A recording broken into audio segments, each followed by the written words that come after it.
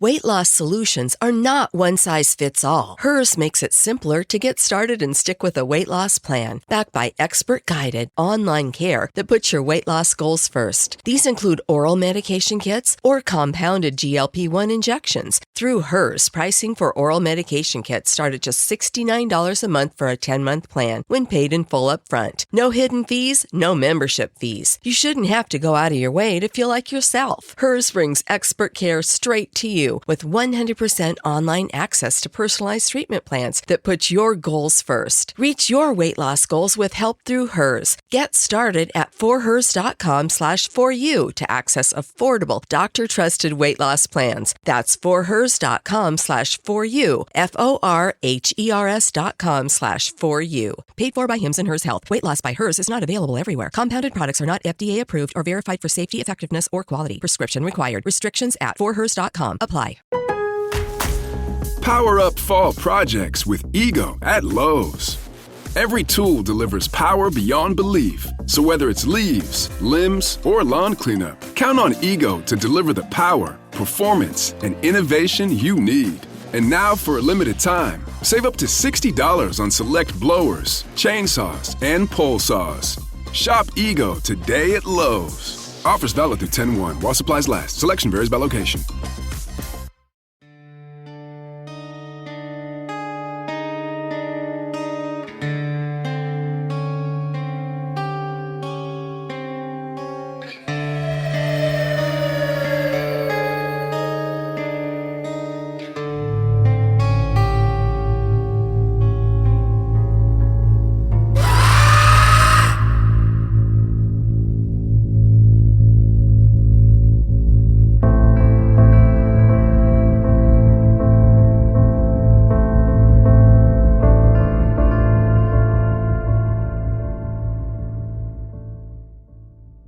Hello and welcome to another episode of the Halloween Podcast. I am your host, Lyle Perez.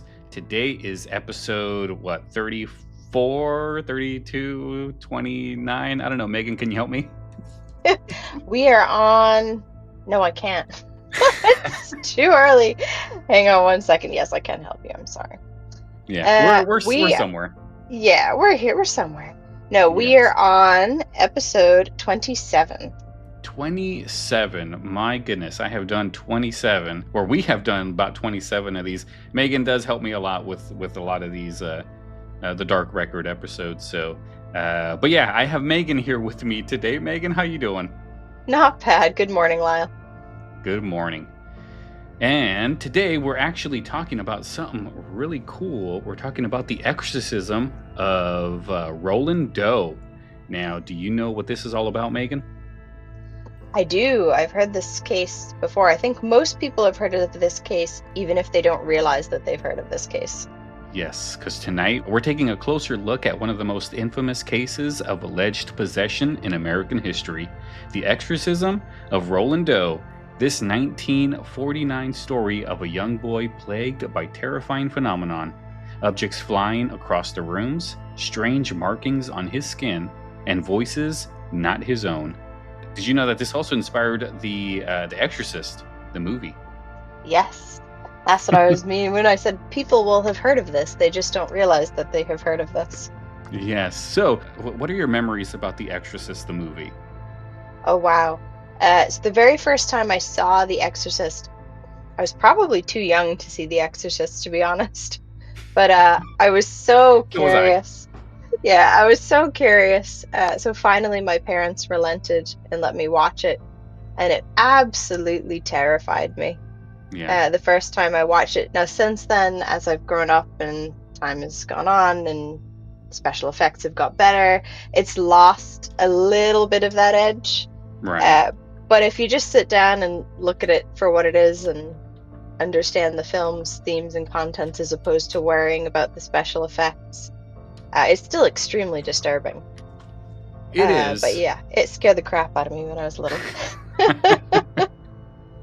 Well, this, if you lived under a rock and haven't been around since 1973, The Exorcist is a very iconic horror film.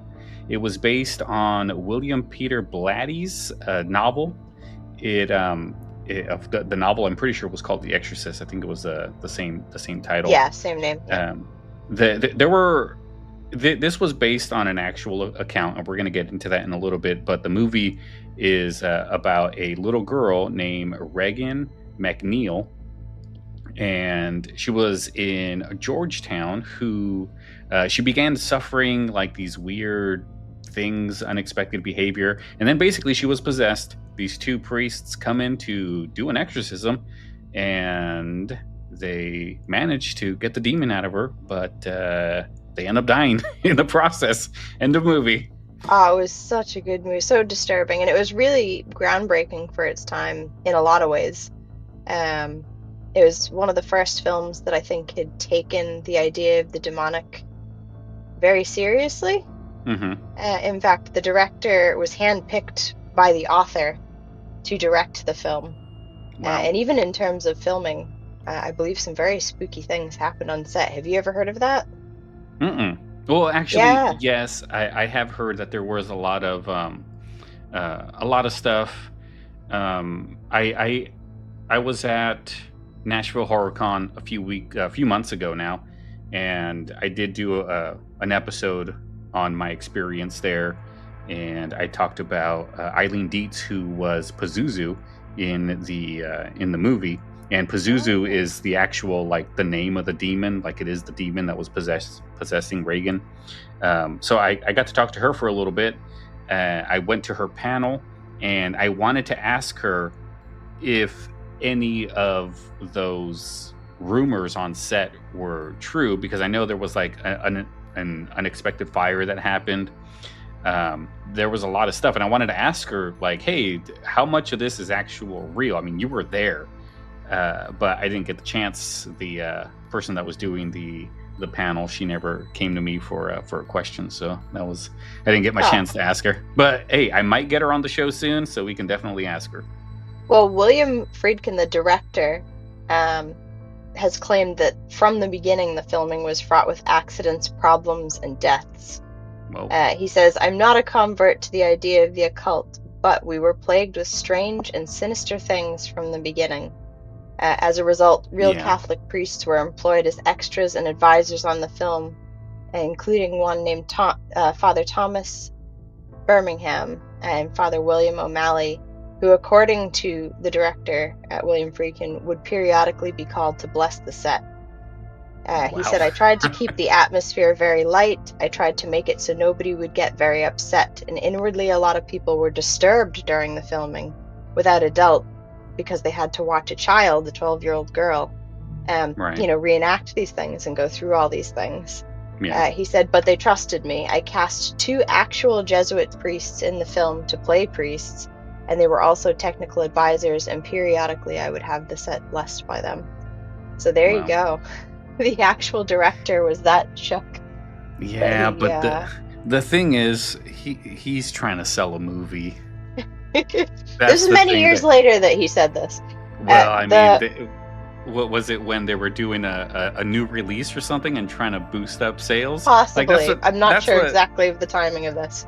That's why I want to talk to somebody who would have zero interest in talking up the movie if it really happened. That's why I want to talk to Eileen Dietz.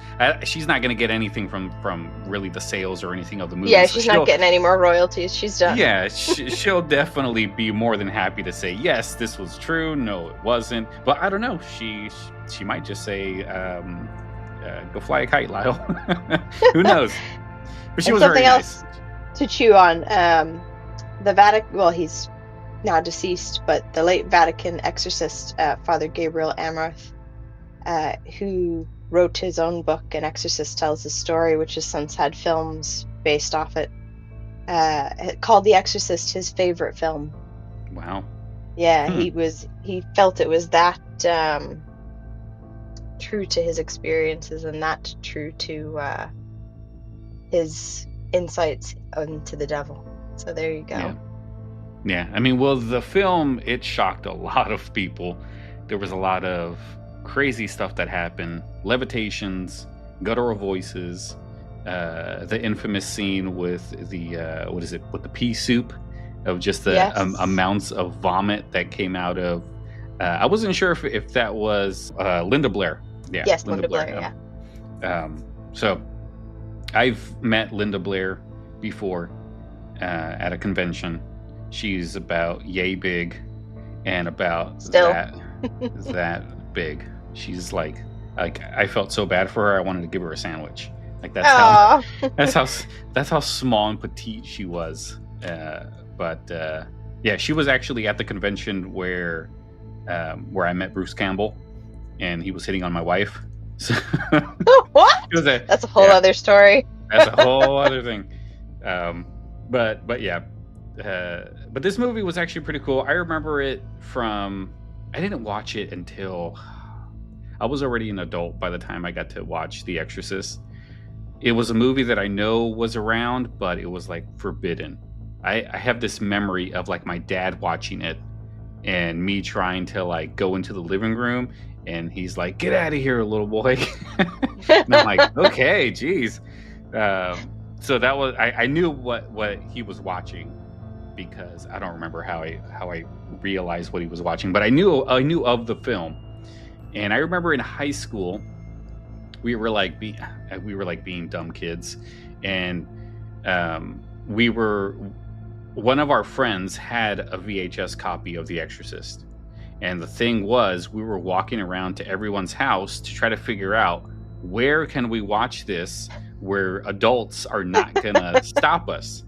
We ultimately couldn't find a place, so we all went our separate ways, and I still didn't get to watch The Exorcist. But I did finally watch it. I don't remember exactly when it was, but I knew I was already an adult, and the film didn't scare me.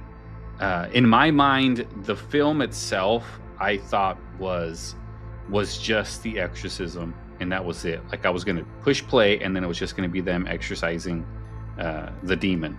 But no, there was a whole story. Like, it started. Yeah, you didn't expect an actual plot. It was basically a movie. That's what it was. It was a movie. It had a story, and there we go. And when I watched it, I was like, that's not what I expected. I was expecting like terrible things to happen. I wanted the VHS to catch on fire when I was watching that thing. Well, you had all this anticipation, years of being forbidden. Yes, I did. And I think I only watched it, I think I probably watched it maybe once, and I think that might have been the only time. But I'm not big into horror films. I mean, I'll watch them. I like watching them, but I don't actively like sit down and watch them.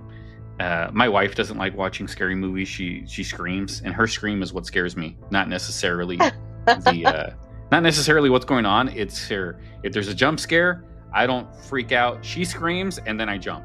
So yeah, well, because it happened right next to you. Yes. My husband doesn't love scary movies. I do love scary movies. Some people skydive for their thrills. I watch scary movies. Not such a fan of slasher films, but I do like sort of psychological thrillers and sort of supernatural based stuff. So this is right in my wheelhouse. Well, there's one movie that kind of caught my interest. I don't know if you remember when I did the Scarecrow episode. I mentioned a film about a scarecrow, and like, yeah, I was so interested to the point where I found it on YouTube, and I was watching like the first 10 minutes, and then people came into the store, and then I had to go do that, and I just forgot about the movie. But we should definitely do that movie. Like, that sounds awesome. Yes, please. I forgot what it was, but we'll find it. You know, when you do a lot of shows like the Halloween podcast, you tend to forget a lot of stuff that you've done. It all starts to blend. It all blends, and I always thought, like, because I listen to a lot of podcasts of shows that I used to grow up with, the Boy Meets World one that the cast does. I listened to that, and I used to listen to one with Zach Morris from Saved by the Bell, Mark Paul Gosselaar, and he would say all the time, like, I don't remember a lot of these things. Like, I don't remember what I did in this episode. Like, it was all just a job to me. And now I'm sitting here doing this podcast, and I'm like, yeah, I don't remember a lot of things. I'll listen to old episodes, and I'm like, I can't remember I even did that episode. So I fully understand the concept of not remembering what you've done. Plus, it's all got to be fairly similar too. So you're going, was it this episode that I mentioned the scarecrow, or that one? I know you gave a shout out to the film version of Scary Stories to Tell in the Dark and Harold, which I think is one of the most disturbing scarecrows. It was. But yeah, it definitely was. We digress. Yes. Do you love the strange, the unexplained, and the downright terrifying? Horrifying History takes you on a chilling journey into the dark corners of the past, where history and horror collide. From haunted places and ghostly legends to unsolved mysteries and terrifyingly true stories, you will uncover the twisted facts that history books leave out. Who were the real monsters behind infamous legends? What dark secrets lie buried in the pages of history? Every episode, we reveal the eerie truths that will send shivers down your spine. Are you brave enough to face the darkness? Horrifying History, available now wherever you listen to your podcasts. But don't wait for too long. The past might just come looking for you. Listen if you dare.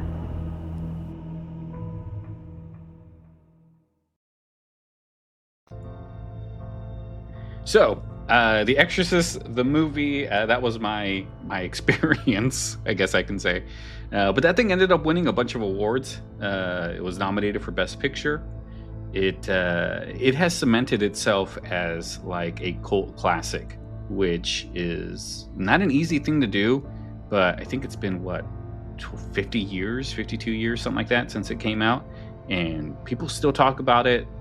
And we're talking about it now. Well, mostly because it was based on this real account. But, I mean, we're still talking about it. It's impact pop culture. And I feel like every other film afterwards that has featured an exorcism in one way or the other has been influenced by that film, whether it's the cinematography or the plot, or like it has definitely had a long-lasting impact. It definitely has, and it's been spoofed. I mean, Scary Movie did a whole spoof on it. That was hilarious. I think it was Scary Movie 2 did it. But I mean, it's just one of those things where it's so outrageous you can laugh at it. But we have this real case about this 13-year-old boy whose name is Roland Doe. We don't really have his real name. We have speculation. Some people think it was Robbie, I don't even know how I'm going to say this right, Mannheim? That's one theory that's been put forward, yeah. Yes, and he lived in Cottage City, Maryland in the late 1940s. So this is, late 1940s was right after World War II. So we had a lot of devastation. People were trying to recover from the war. And this is around the same time where like old time radio and stuff started to get really big. There was a lot of creepy stuff out there. So you have to take all of that into consideration as to why people thought this was something, why this boy probably thought he was being possessed by a demon. But I mean, that's all speculation. We don't know. It might have been something, might have been nothing. But it was actively reported that all of this began after his Aunt Harriet died. And she actually introduced him to the Ouija board. And soon after, there were strange scratching sounds, furniture was moving on its own, unexplained disturbances were happening in the family home, and this guy possessed. What do you think of that, Megan? I think The Exorcist is funny to look at now with the special effects, and it's all not as scary as it once was until you realize it's based on a true story. Yes. And once you start understanding the details of the true story, it becomes very scary. Yes. But yeah, I mean, I come from a background where I grew up believing in the idea that possession is a thing, the exorcism is a thing. So I was raised Catholic. I'm still a practicing Catholic. So it's a rite that exists within the church. Yeah. So I would say I'm not open to believing every single case that's supposedly possession, which is the stance that you're supposed to take. You are supposed to approach it with a healthy dose of skepticism. Right. not everything that appears to potentially be possession is possession. Right. But this is a fairly well documented case. I should point out though that because the Vatican does have records on this case. So any case that's referred for an actual, exorcism, given its blessing by the local bishop, etc., has records on it. This is one of the first where detailed records were kept, and the story goes that the local bishop specifically wanted them to keep very detailed records so that priests in the future would have a paper trail to look back on when performing exorcisms in the future, because up to that point they had the rite, obviously, but notes in terms of what was happening with the rite and what was going on with the person who was possessed were sort of scant. So they do have records on this, but they're not open to the public. So it's not as though you can walk in and see what they are or request to see them or anything like that.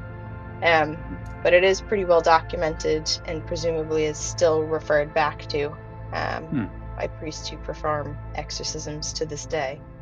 Yeah. But yeah, so there you go. Well, before we get further into that, let's talk about some of the signs of the alleged possession. Now, you tell me what you think about these. Some of the witnesses claim that words and markings appeared on Roland's skin. So that was actually something, I think, in the movie. I think they did show that in the movie, if I remember correctly. They did. If not, I'm mixing it up with one of the many other exorcism movies that's come out since then. I think they showed that.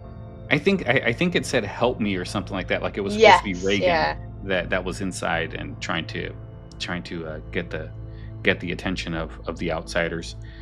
Objects would reportedly fly across the room when he was nearby.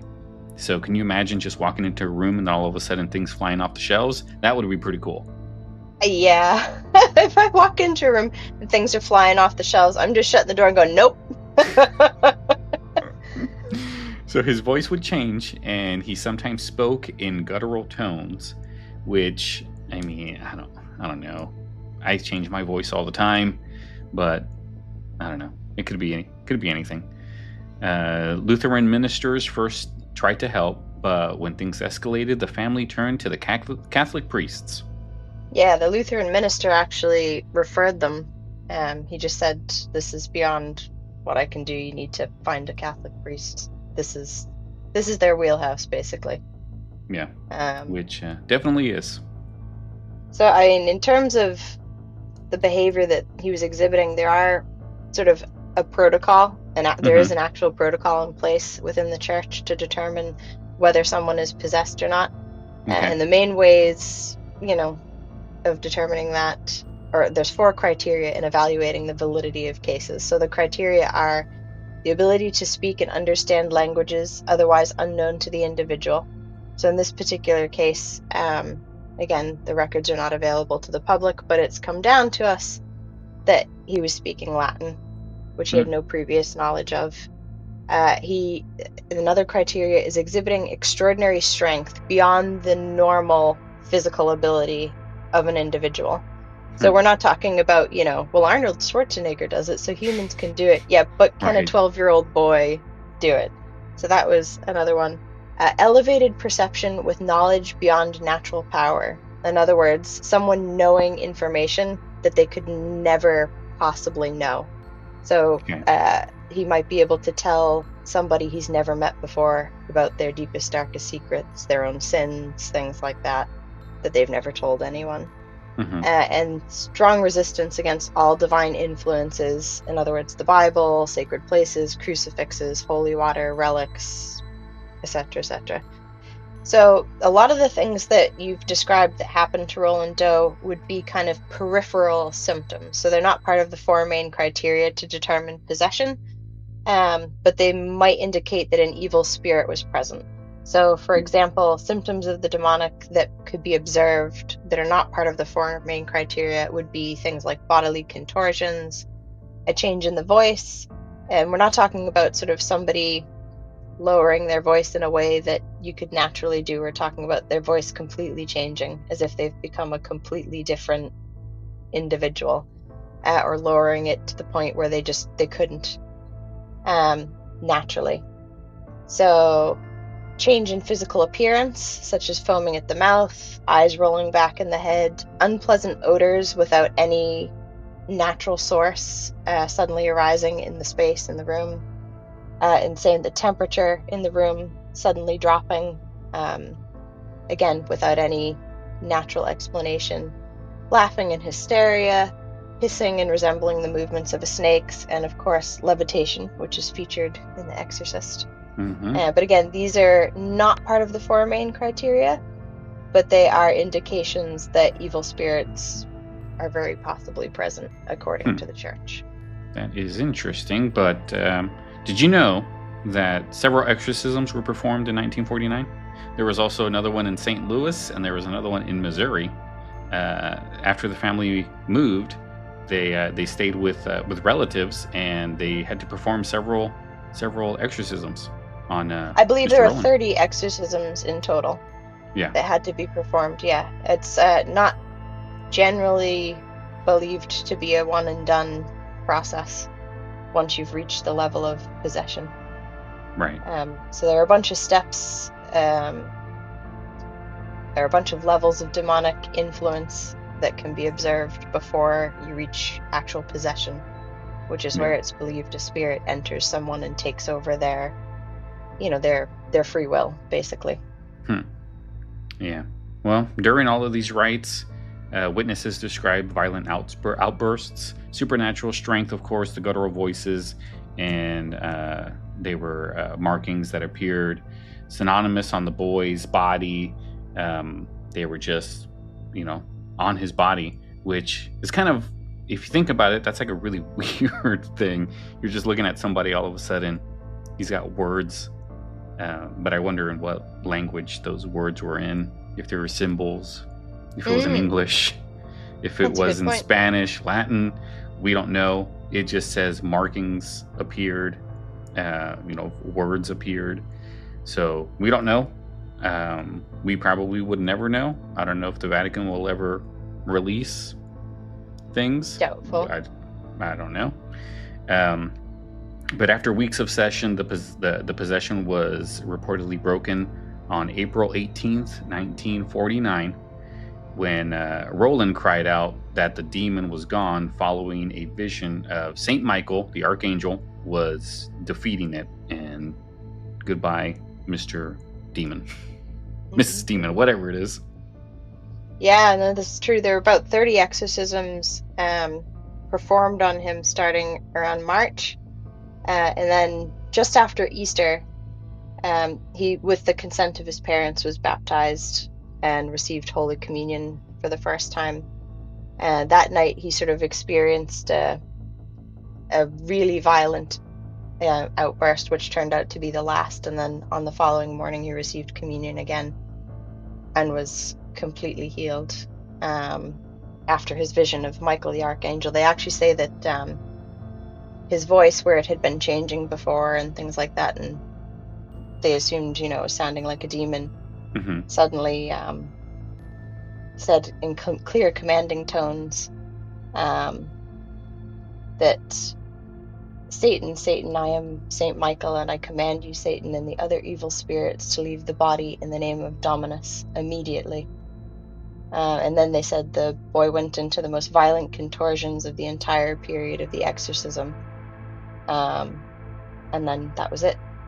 He was completely normal, completely recovered after that, as if it had never happened. Wow.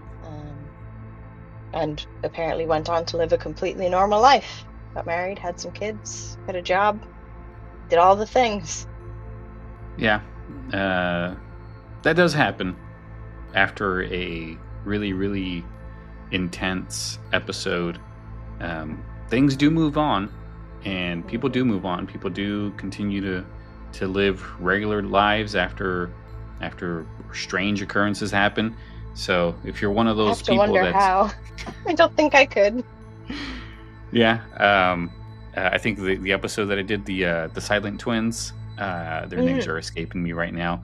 But after experiencing that, I mean, the other twin ended up living a relatively normal life after that. Which she's still alive. She's still, out there, but not really speaking much.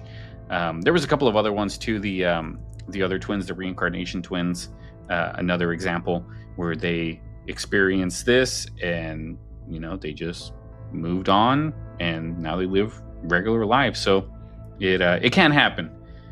For those skeptics that say, how could you go to a normal life after experiencing this? It's happened. It's happened before.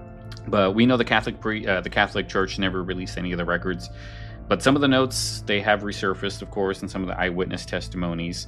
And I remember this was in like high school, maybe. Again, with high school, like I remember so much from high school, even though I hated high school. This was around the time I was living with my grandma. And I was watching the news for whatever reason at night. And they did like an expose with the actual Catholic priest that was the one that was there. Right, okay. I don't remember much about it, and I've tried searching for it, like to try to see if I can find that little news clip that they did, but it had to have been in the early 2000s because I'm pretty sure I was probably in 11th grade when I remember seeing that, around the same time where I wanted to watch the movie. But there must have been a resurfacing around that time, because there's no way, like, I remember seeing that around the same time, and then we were trying to watch that movie around the same time. I don't know if there was a special release. Let me look it up real quick. There must have been. If there haven't been, there will be shortly. They seem to be re-releasing all the old classics these days. Which I'm not opposed to, by the way. I would rather they re-release them than try to remake them. This episode is brought to you by Progressive Insurance. You chose to hit play on this podcast today. Smart choice. Progressive loves to help people make smart choices. That's why they offer a tool called Auto Quote Explorer that allows you to compare your Progressive car insurance quote with rates from other companies. So you save time on the research and can enjoy savings when you choose the best rate for you. Give it a try after this episode at Progressive.com. Progressive Casualty Insurance Company and Affiliates. Not available in all states or situations. Prices vary based on how you buy.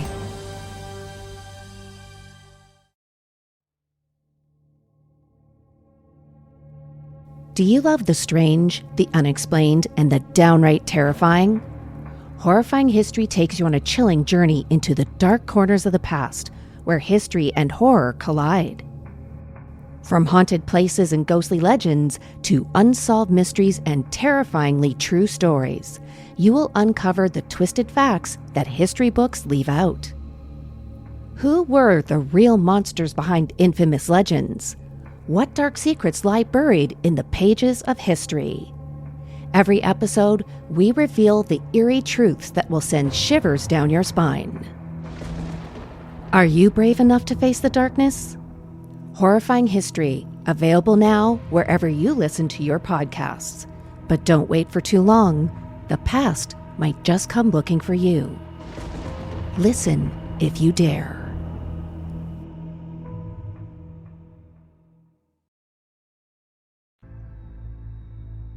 All right, I'm looking it up right now to see if there was... okay. In September of 2000, a special extended version of The Exorcist was released in theaters under the title The Exorcist, the version you never saw. That I remember. Okay. That I definitely remember. And that had to have been around the same time where we were trying to find where we were going to watch this movie. Because in 2000, I had to have been in like a 9th grade, 10th grade, somewhere in there.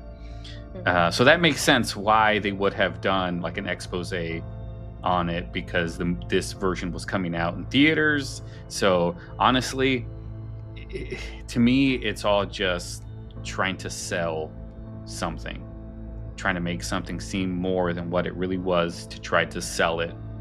Which, well, that's Hollywood's whole thing, isn't it? Yeah. So, I mean, I could understand why, people want to believe it, but like I'm the type that I need to see the entire story. I don't want to just see what's in front of me. I want to see behind it, next to it, all around it. And then I finally can make a conclusion as to what happened, what it was. Is it real? Is it not? We don't know. But yeah, I have to seek out that version then. Now For that I sure. remember. I wouldn't be looking for the film to be accurate anyway. The film is always No. going to be for entertainment purposes. Right. But I guess just knowing the idea that it is very, very probably loosely based on something that really happened. But we don't know what really happened because, I mean, we weren't there. We don't have full records. We have a lot of secrecy. We have a lot of he said, she said. And then we end up with a story like Roland Doe that says, hey, something happened and this is what was said. This might have happened. It might have happened like this. It might have not. It might have just been a boy who was deeply mentally ill. But how do you explain that, on April 18th or April 19th, the next day, he was normal again? We don't know. And the other thing to bear in mind too is there are protocols. So before a bishop will grant permission for an exorcism to take place, there has to be certain protocol followed, and this would have applied equally back during the time that Roland Doe was exorcised as it would today. So step 1 is that a thorough physical examination has to be completed by a qualified medical doctor with all appropriate specialists consulted as needed. Step 2 is a thorough psychological examination by a qualified clinical psychologist or psychiatrist must be completed, identifying all areas of concern. Step 3, an intake questionnaire is completed, helping to identify where the point of entry of evil may have originated. Step 4 seeks to normalize the spiritual and sacramental life of the person who's allegedly possessed. So trying to see what exactly is their spiritual routine, because they believe it's not enough to cast the demon out. You also have to sort of invite God in to fill that void. And then step 5 is an inventory of those sort of extraordinary signs that we talked about previously to see aren't they there, the languages, superhuman strength, elevated perception, and a negative reaction. So all of those things would have been done, including the medical examination and the psychological examination. Okay. So they would have ruled out those things. Do you know when those 5 criterias, when they were made? Let me see. I will have to look it up, but I can tell you. Because it seems very specific. When did a lot of those things actually become something that we know? Because we know medicine has been around for a long time, but medicine in the 1800s is nothing like the medicine we have now. No, this would be a modern age. Could it have been made for this case, or was it something that was already done? How many other exorcisms were around before this one became so publicly known? I mean, exorcism has been a thing within the church literally since the time of Christ. We have accounts of him exorcising people in the Bible. We have accounts of him passing that ability on to his apostles, and then accounts later on in the Acts of the Apostles of them exorcising people. The early church fathers, the desert fathers and things like that, talk extensively about spiritual warfare and exorcism.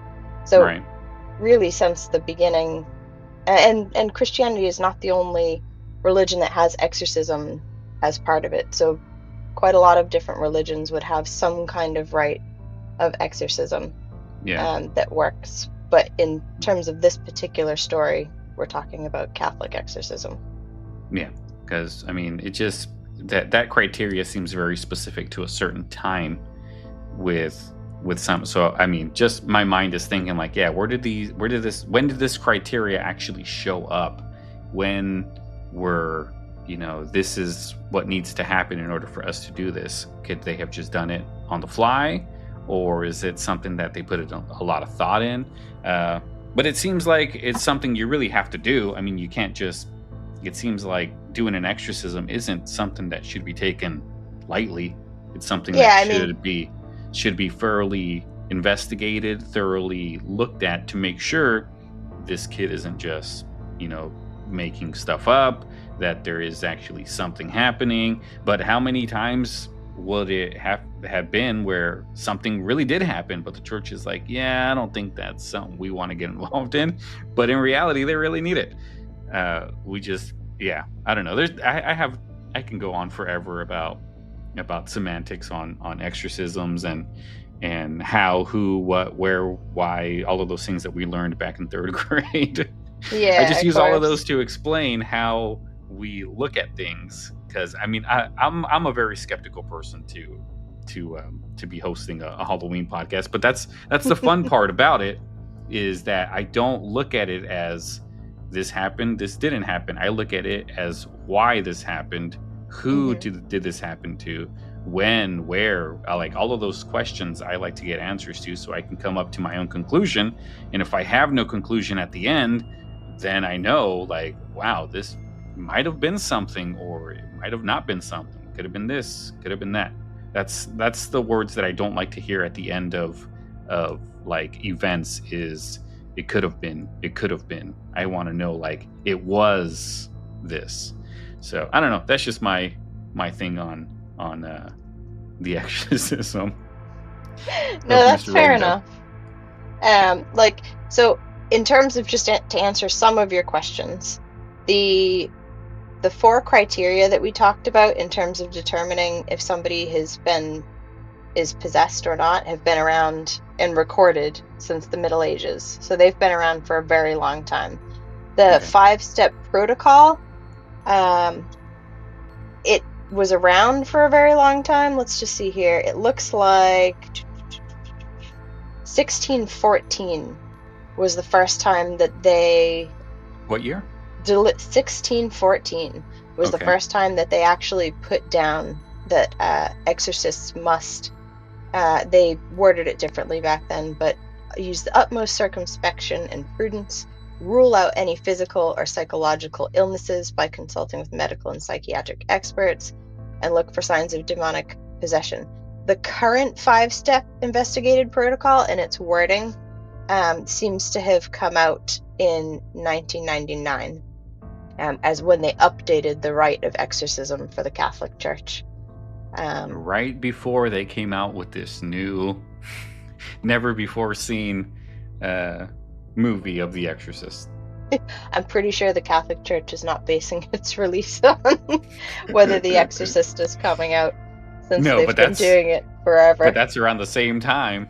But I mean, the thing that gets me is the word psychology is in there. It was also in there in the 1600s. Yes, if it was in the 1600s, psychology didn't really become a big profession until the mid 1800s. Correct. So as a professional.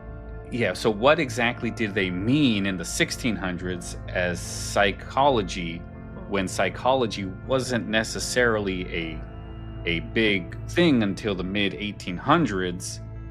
So what are they talking about 200 years beforehand? Like that, those are just the questions that roll into my head when, like, I'm very big on words.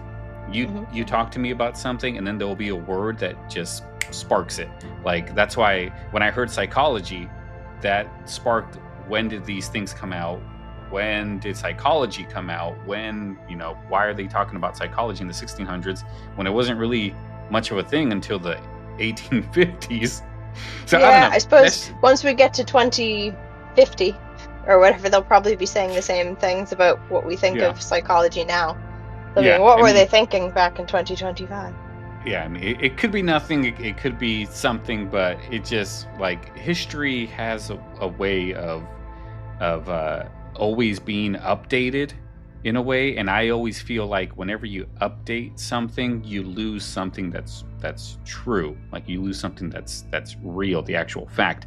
And then as time goes on, it turns into a he said, she said. Like, I mean, George Washington having wooden teeth, was that real or was it not real? Who knows? I think in this case, it's being assessed to the best of the ability that people have had at the time for hundreds of years. So at the minute, we're using the best tools that we have at the current time to assess, and so on and so forth. And it's never something that's just done. So a priest, any priest just can't perform an exorcism. They have to have the express permission of their bishop before they're able to do that. So there's a whole red tape process that has to be gone through before a priest can even think about performing an exorcism. Which is understandable. Yeah, because they obviously don't want to do more harm than good. And that's something that's acknowledged as well, is that, if you label someone who's possessed, who's clearly just has mental health issues, you're stopping them from getting the help they need, number one. But you also might be feeding into their psychosis and making it worse. Wasn't there another exorcism where that was the actual case, where the priest went to priest got into legal trouble because he stopped the person from actually getting real help, and they thought it was an exorcism? He went rogue. Yeah, this is why the protocol is supposed to be there. Right. And he did not follow it, and it didn't end well. This episode brought to you by Progressive Insurance. Do you ever find yourself playing the budgeting game? Shifting a little money here, a little there, and hoping it all works out? Well, with the Name Your Price tool from Progressive, you can get a better budgeter and potentially lower your insurance bill too. You tell Progressive what you want to pay for car insurance, and they'll help find you options within your budget. Try it today at Progressive.com. Progressive Casualty Insurance Company and Affiliates. Price and coverage match limited by state law. Not available in all states.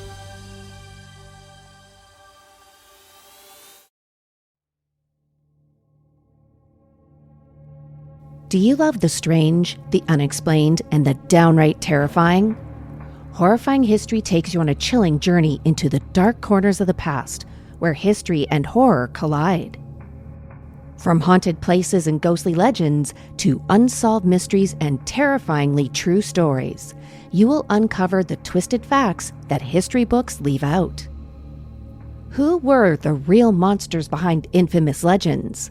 What dark secrets lie buried in the pages of history? Every episode, we reveal the eerie truths that will send shivers down your spine. Are you brave enough to face the darkness? Horrifying History, available now wherever you listen to your podcasts. But don't wait for too long. The past might just come looking for you. Listen if you dare.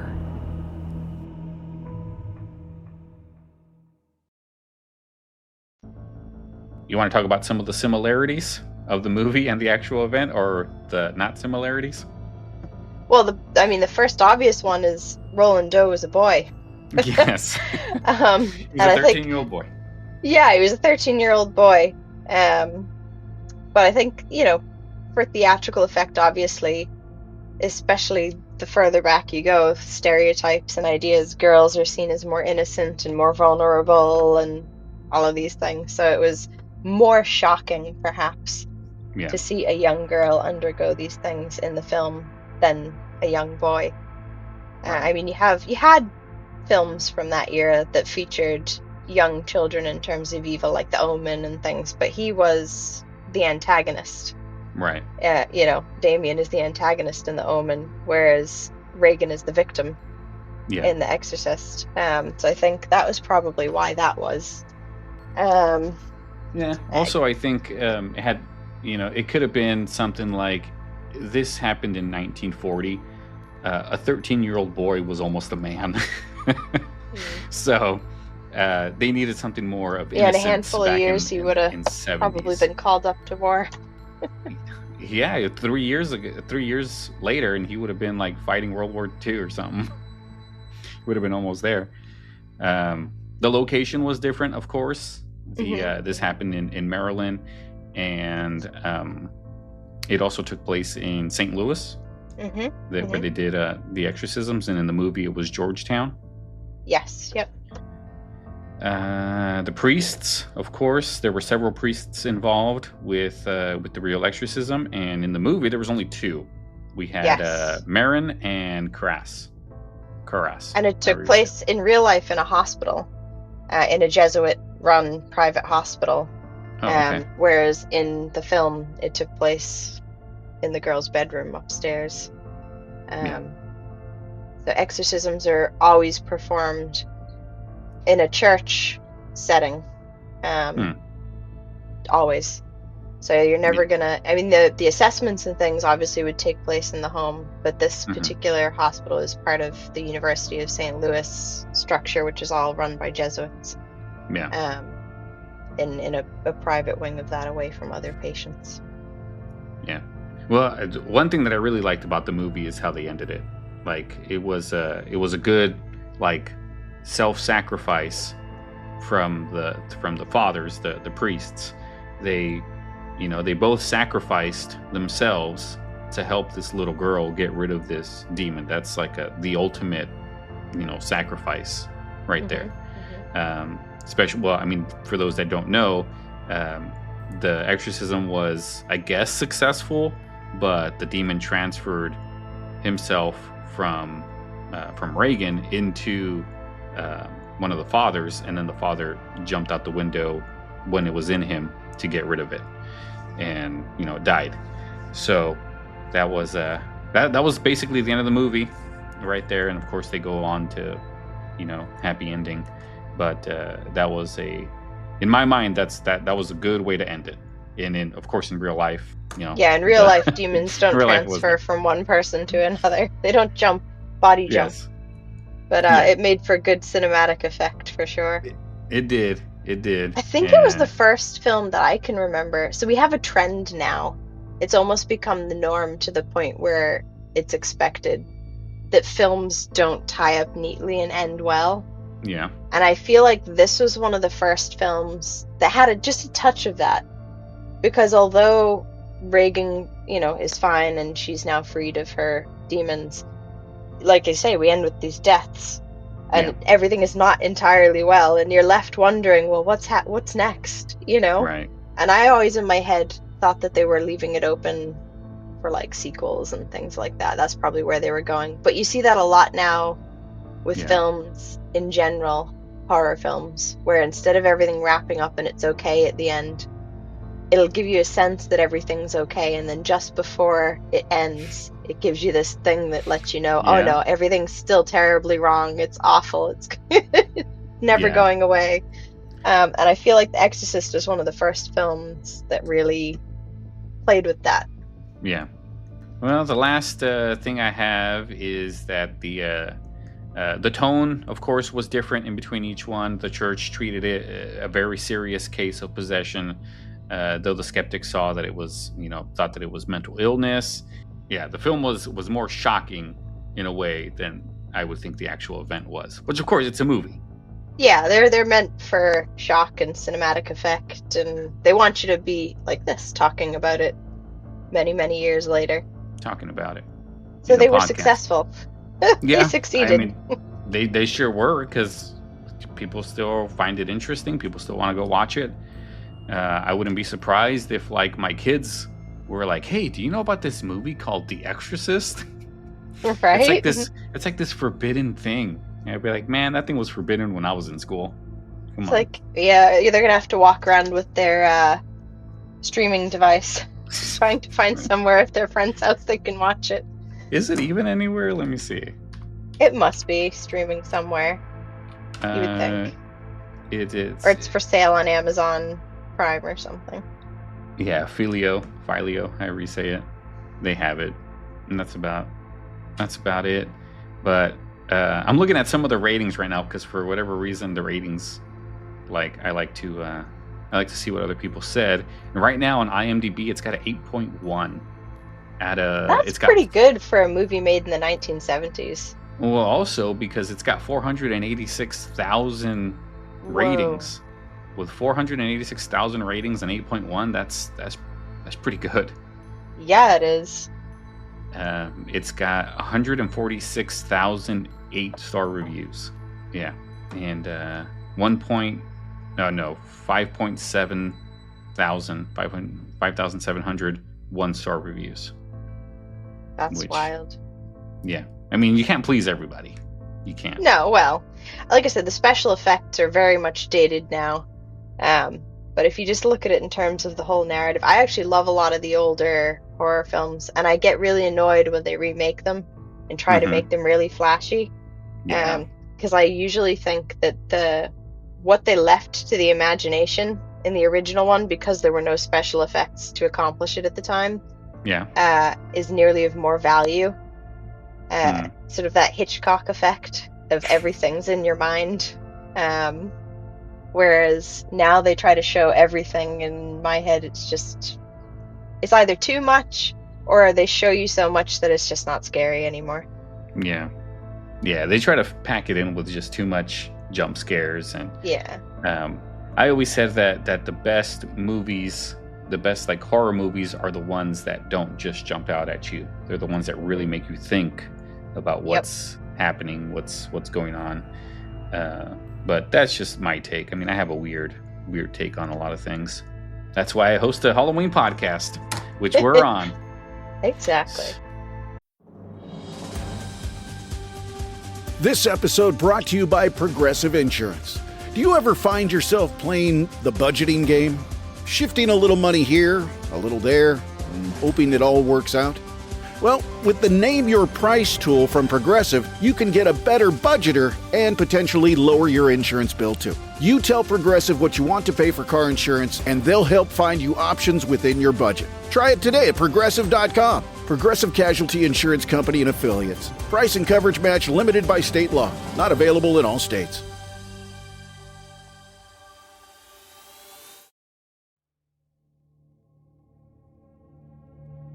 Do you love the strange, the unexplained, and the downright terrifying? Horrifying History takes you on a chilling journey into the dark corners of the past, where history and horror collide. From haunted places and ghostly legends to unsolved mysteries and terrifyingly true stories, you will uncover the twisted facts that history books leave out. Who were the real monsters behind infamous legends? What dark secrets lie buried in the pages of history? Every episode, we reveal the eerie truths that will send shivers down your spine. Are you brave enough to face the darkness? Horrifying History, available now wherever you listen to your podcasts. But don't wait for too long. The past might just come looking for you. Listen if you dare.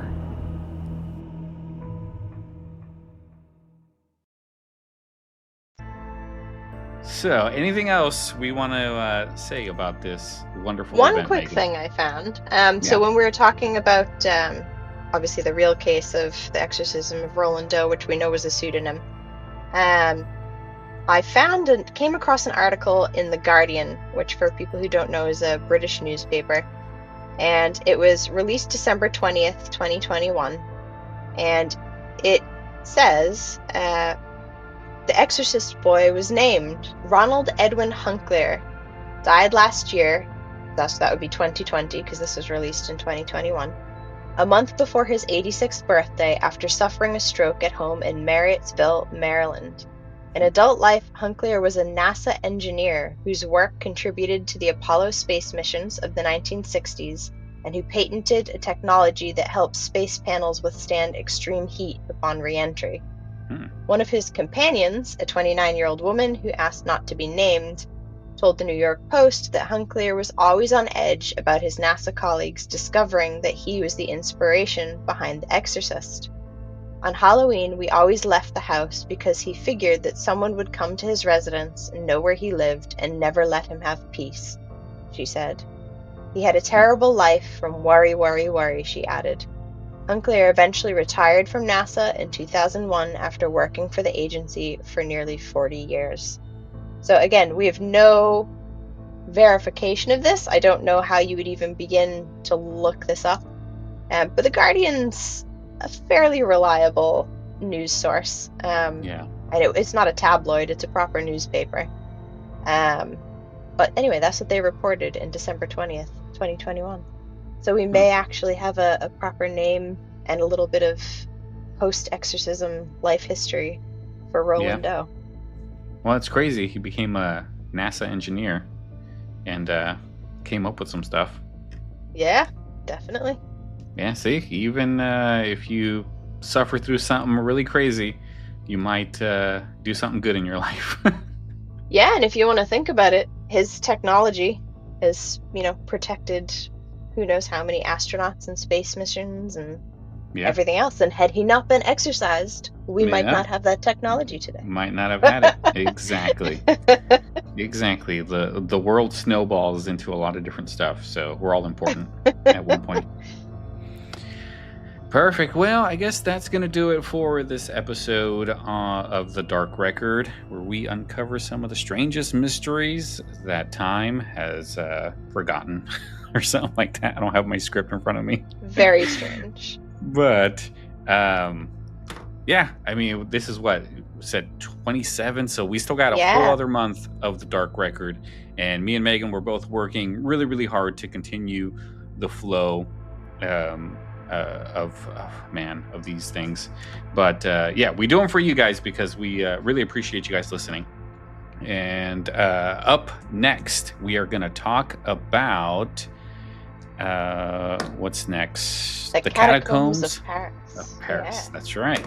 So not specifically the catacombs, but more specifically the voices that people hear in the catacombs, which really crazy. I remember that episode. I recorded it probably a week ago now, but it's good stuff. You're definitely going to like it, guys. All right, so that's going to do it for us. I will talk to you guys tomorrow, and you guys have a good night. Thank you so much, everyone.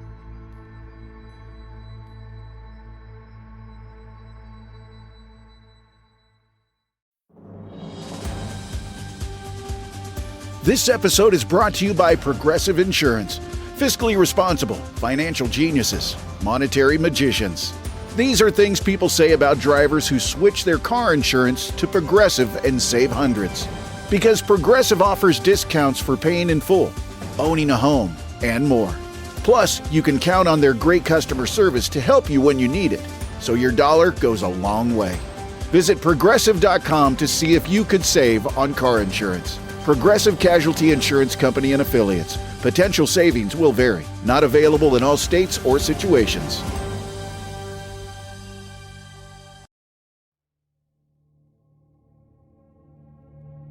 Do you love the strange, the unexplained, and the downright terrifying? Horrifying History takes you on a chilling journey into the dark corners of the past, where history and horror collide. From haunted places and ghostly legends to unsolved mysteries and terrifyingly true stories, you will uncover the twisted facts that history books leave out. Who were the real monsters behind infamous legends? What dark secrets lie buried in the pages of history? Every episode, we reveal the eerie truths that will send shivers down your spine. Are you brave enough to face the darkness? Horrifying History, available now wherever you listen to your podcasts. But don't wait for too long. The past might just come looking for you. Listen if you dare.